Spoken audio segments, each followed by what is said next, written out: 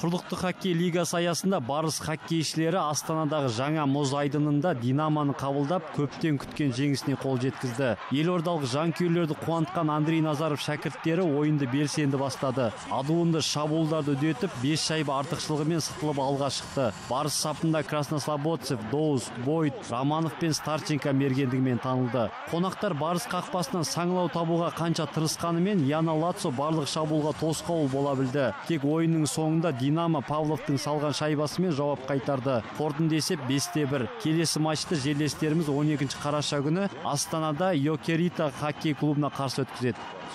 Алматылық Қайрат Венгрияда өтіп жатқан футзалдан УЕФА кубогының элиталық кезеңін сәтсіз бастады. Кеше отандастарымыз Ресейдің чемпионы Газпром Югра клубымен кездесіп, 2-5 есебімен есе жіберді. Бірінші таймнан ақ ресейлік ұжым Қайрат қақпасына 3 гол тоғыта білді. Газпром Югра құрамында Лима, Давыдов пен Катата көзге түсті. Көп ұзамай Лима дубль жасап, есепті 0-4-ке жеткізді. Ал Какао шәкірттері өткір шабуылдарды жиі ұйымдастырғанымен еш нәтиже болмады. Тек ұрымтал сәттердің бірінде Дуглас 1 гол салса, артынша Алешандре тағы 1 гол қайтара алды. Ойынның 5-ші голын Юграның қақпашысы Купададзе салды. Бүгін Қайрат чехиялық Хрудим клубымен күш сынаспақ. Қызыққа толы ойынды қазақстандықтар Астана уақытымен кешкі сағат 21:30-да таң телеарнасынан көре алады.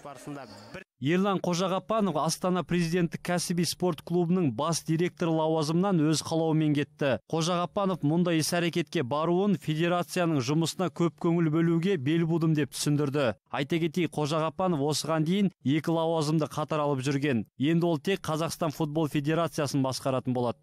Бүкіл әлемдік бокс қауымдастығы әлем боксшыларының рейтингін жаңартты. Жеңіл салмақта сынға түсетін қазақстандық кәсіпқой боксшы Жанат Жақиянов өз салмақ дәрежесінде 1-ші орынға көтерілді. Еске салсақ, Жақиянов Монакода қарсыласы венесуэлалық былғар қолғап шебері Йонфрес Парехоны ұпай санымен жеңген еді. Ал Қанат Ислам болса рейтингте 1-ші орта салмақтағы боксшылардың арасында 6-ші орыннан көрінді. Тағы бір жерлесіміз Бейбіт Шүменов алғашқы ауыр салмақта үздік атанды.